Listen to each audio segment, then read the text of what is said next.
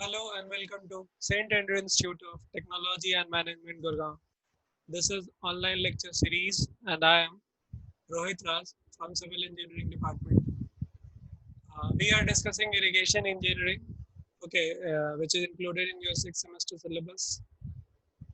Now, today I'm going to deliver 24th lecture on this course and we will discuss briefly Soot spillway and we will try to compare it with OG spillway. uh, you will learn slowly that basically we have only these two spillways are most common. Okay, that is Sooth and OG spillway. Okay, so this is our last lecture in this very first part of the fifth unit, that is spillways. Okay, and from tomorrow onwards, we will be discussing energy dissipators, which will be the last part of your last unit. Okay. Before that, we need to also discuss a few prerequisite things, that is a hydraulic jump and all. Okay, so we will start today only that things, and then we will start with uh, energy dissipators. Okay, so let's start with overflow OG spillway, also called as OG spillway. Now, the name itself suggests why it is called as OG spillway, because its shape is like OG, or you can say S shape. Okay, so this shape you can clearly see over here. This is S shaped, and that's why it is called as OG shaped or S shaped spillways. Okay, they are basic overflow spillways. Okay, discharge characteristic of a side channel spillway are similar to that of an overflow spillway. Okay, that we need to that we have also discussed. Okay, now let's start with soot spillway. Basically, soot spillways are used in flowways where water is to be lowered from one level to another and where it is desirable to avoid silting ratio. Means we'll be using soot spillway for a reason where water is lowered. Okay, we have already seen comparison of OG and soot. Okay, there we have seen what we have seen that it is lowered, means at upstream side it is of raised it is stored at higher level. Okay, so potentially it is at higher level, and at downstream side it is lower level. Also, there should not be a silting. What is silting? Basically deposition of particles like stone or pebbles or sand, silt. Okay, in the bed of the way, the path, that is silting. Okay, so if silting is not desired and water need to be lower, then we prefer what soot spillway. What are its advantages? It can be provided on any type of foundation. Means there is no requirement of foundation with high bearing capacity or anything like that. Okay, so it is suitable to any kind of foundation. Simplicity of design, yes, of course, its design is quite simple. However, this type of spillway should not be provided where too many bends are to be given as per topography. Okay, we would not recommend these type of spillway for a location where there are too many bends. Okay, and why do we not suggest this? As if there are too many bends, then we are well aware that water is flowing at steep gradient, then that could cause meandering. You have you are now aware of meandering. Basically, when water flows, okay, it has certain effects on the nearer region, and water flowing in a straight line can convert like this. Okay, and finally it could bend like this also. Okay, so this effect is meandering. Okay, here you can see once water was flowing in straight line, but it start changing its way. How it started changing? When water is flowing at high rate, then water will erode this region. Okay, and if it erodes this region, then it will come like this way. Okay, so if it flows like this way, then it will also erode this region. Okay, so this is now a pattern developed there, that it is eroding this region, then this region, that is bank of the way. Okay, so this is called meandering, and this is not expected in case of spillways. Therefore, we would not suggest its design. Like we do not prefer smooth spillway for a reason where too many vents need to be provided. Okay, you just keep this in mind.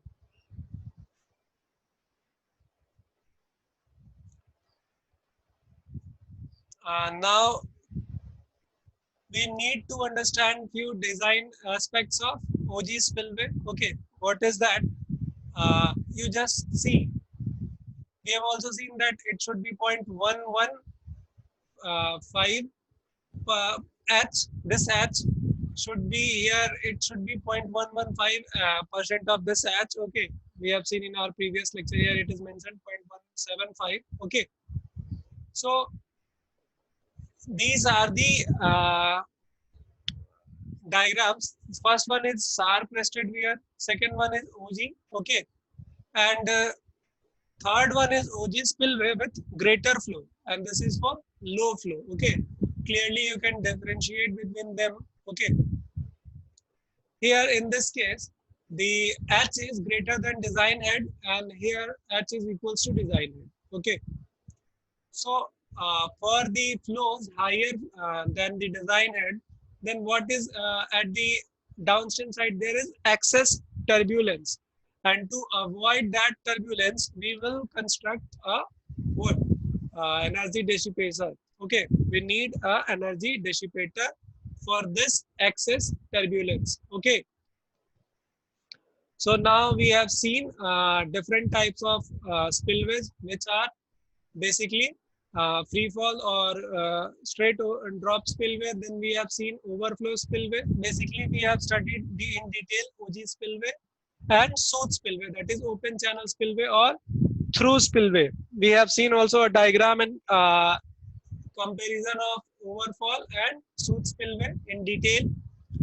We have also briefly seen side channel spillway. Then we have seen conduit and tunnel, and finally uh, we have seen the siphon spillway. Okay,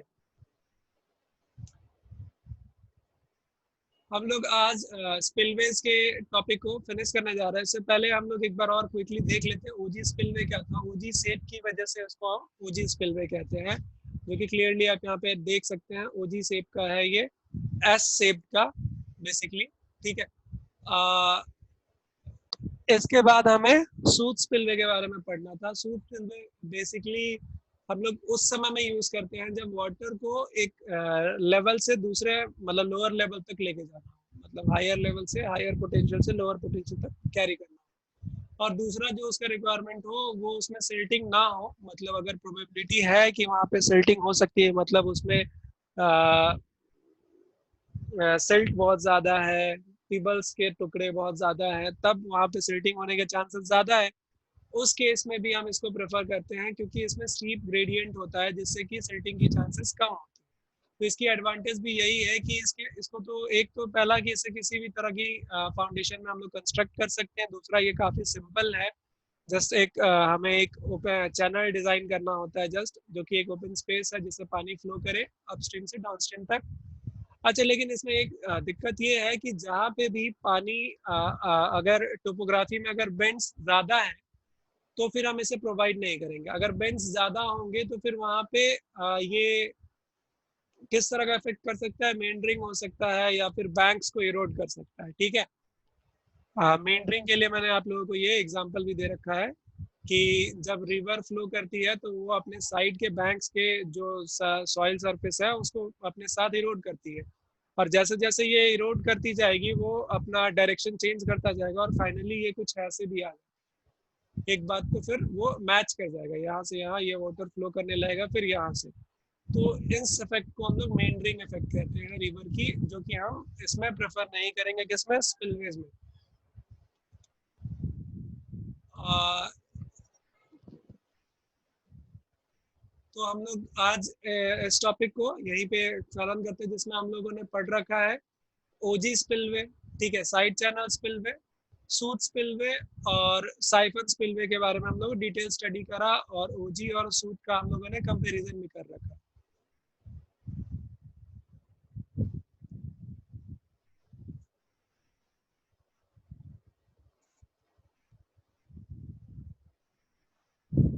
Now let's start with some relations that may be used for the design of OG spillway, which are for the downstream curve of the OG has the following equation. That is, x is related, x raised to the power 1.85 is equals to 2 at 0.85 dot y. What is this? This is a relation between the height of the spillway and its slope, that is downstream side curve. Okay, this curve can be related with this relation. Okay, where x is horizontal direction, okay, distance, and y is vertical direction distance. So clearly it is showing that for a higher level of head, okay, for a higher level of head,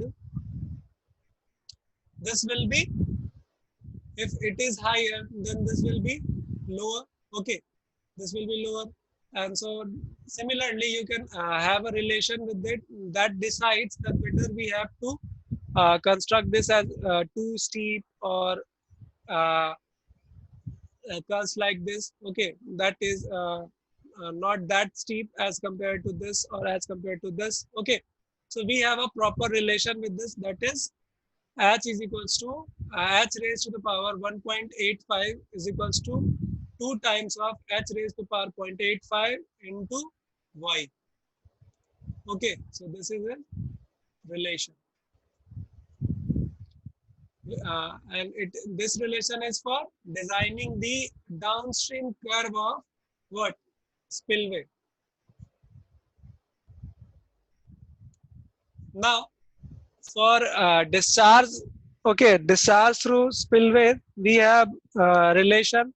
We have also already seen this. Okay, so that relation is basically derived from the displacement, discharge through a notch. Okay, so that is CD L H D raised to the power 3/2. Okay, we are well aware of this formula. Okay, need not to discuss now. Now, effective length of crest, that can be calculated as LE is equals to L minus 2N Kp plus K into He, where L is effective length of crest, L is net length of crest, and N is number of piers, and Kp is pier contraction coefficient. This is coefficient, and K is abruptment uh, contraction coefficient. Okay, so these are the effective length of crest. Okay, so this relation, you just need this for your design purpose. Okay, in your university syllabus, they are not going to ask you question on this, but you should be aware of this. What is effective length of crest? Okay, and how it is calculated. So it is calculated using this relation where LA is the effective length of crest, that is equals to L minus 2 N Kp plus K into He, and L is net length of crest. Okay, N is number of piers, and Kp is pier contraction coefficient, and K is abruptment contraction coefficient. Now, before starting the next unit, that is basically second part of the last unit, that is energy dissipators, we need to know the hydraulic jump. What is hydraulic jump? It is also used in spillway, part of spillway. Okay, so you need to know this. What is hydraulic jump? You might have studied in your different courses. Okay, you might have been studying in this semester only. Okay, in your, I guess, ma'am is giving lectures on this. Okay, so basically hydraulic jump is a situation when water is flowing from what? having higher energy level and flowing with the lower energy. That is when its velocity is high and its flowing depth is low. And after hydraulic jump, what will happen? It will have velocity lesser and depth of flow will be higher. Okay, situation is like this. Okay, when flood discharge passes over spillway crest, it has a high potential energy which gets converted into kinetic energy as it glides along it. Means if it glides along this spillways, so it has higher potential energy on this side, and this will be converted into kinetic energy. So for that kinetic energy is either this kinetic energy, this high energy has to be dissipated, otherwise it could cause erosion at the downstream toe, and we need to dissipate that excess energy. What is that? This is due to the excess head. Okay, so for that we need to design a situation, a construction, work that is allowing hydraulic jump there. And what hydraulic jump will do? Hydraulic jump will allow the energy to be dissipated using when the velocity will reduce and flowing depth will increase. Here you can see that this is here this much only, and the depth is higher at this region. Okay, so that is all about hydraulic jump. Means hydraulic jump what allows uh, water to dissipate its energy. Okay, from flowing to from flowing as what, from higher energy to a lower energy flow. Okay, now we have a relation for hydraulic jump, that is F1 is equals to V1 root G D1. That is the relation for Freud's number. And once we are well aware of the Freud number, means we have calculated the Freud's number, then we can calculate the sequent depth, that is the depth after the jump. Okay, so we are known with the depth 1 d1. Okay, and we will use this relation to calculate the depth after the jump. Okay, and that depth can be calculated with the relation that d1 divided by 2 is equals to 1 plus 8 f1 square minus 1. Okay, and this relation can be used if we have d2 and d1 is unknown, then we will use here f2 square. Okay, this is f1 square. Here we will have to use f2 square. We can calculate similarly. F2 will be v2 divided by root g d2. Okay, so there by this relation we can calculate f2 also, and we can put this. We can change this equation. Okay, so this is about hydraulic jump.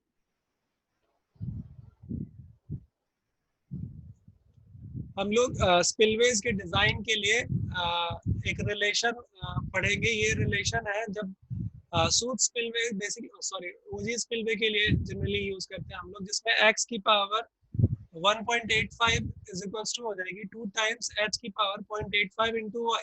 इससे क्या पता चलेगा? इससे ये slope हमारा निकलेगा. ये slope हमें कितना स्टीप या कितना हॉरिजॉन्टल डिजाइन करना है, ये हमारा उस रिलेशन से पता चलेगा. ऑब्वियसली अगर ये y काफी तेजी से कम हो जाएगा, ये y काफी कम हो जाएगा, तो ये स्टीप ग्रेडियंट हो जाएगी. मतलब x के हिसाब से y काफी तेजी से चेंज होगा, तो ये काफी स्टीप ग्रेडियंट होगा. और अगर वो काफी धीरे चेंज होगा, मतलब x के हिसाब से y काफी कम रेट से चेंज होगा, रेट चेंज है कम उसका, तो फिर ये ग्रेडियंट स्टीप नहीं होगा. इसके लिए रिलेशन हमारे पास x raise to power 1.85 is equals to 2 times h raise to power 0.85 into y. इसके बाद इसकी डिस्चार्ज के हमारे पास रिलेशन पहले से हमें पता है, Q is equals to C D L H की पावर 3/2. एच जो है हमारा हेड. अच्छा, इफेक्टिव लेंथ हमें एक जानना है. अगर क्रेस्ट लेंथ हमें पता है तो उसकी इफेक्टिव लेंथ हम कैसे निकालेंगे? तो ये वैसे आपके यूनिवर्सिटी में रिकमेंड नहीं है, लेकिन आप एक बार बस जान लो कि इफेक्टिव लेंथ निकालने का एक रिलेशन होता है, जिससे हम लेंथ से कुछ फैक्टर्स को सब्सट्रैक्ट करते हैं तो हमारा इफेक्टिव लेंथ निकलता है, जो कि बेसिकली एनकेपी प्लस के इंटू एच ई है. 2 टाइम्स ऑफ एनकेपी प्लस के इंटू एच ई है. ये हमारा इफेक्टिव लेंथ का रिलेशन है, जहाँ पे एन जो है नंबर ऑफ पायर्स है और केपी जो है पायर कॉन्ट्रैक्शन कोफिशिएंट है और के जो है एब्रप्टमेंट कॉन्ट्रैक्शन कोफिशिएंट है। एब्रप्टमेंट और पायर आप जानते हैं। इसके बाद हमें हाइड्रोलिक जंप के बारे में जानना है। हाइड्रोलिक जंप आप दूसरे कोर्सेज में भी पढ़ रहे होंगे। हाइड्रोलिक जंप एक सिचुएशन है जब वाटर जो है ज्यादा एनर्जी से कम एनर्जी के लिए फ्लो करती है। मतलब अगर उसमें फ्लोइंग एनर्जी काफी ज्यादा है तो वो ऐसे स्टेट में फ्लो करेगी जहाँ पे एनर्जी कम हो जाएगी। अब फ्लो में एनर्जी कैसे आएगी? ऑब्वियसली उसकी वेलोसिटी की वजह से।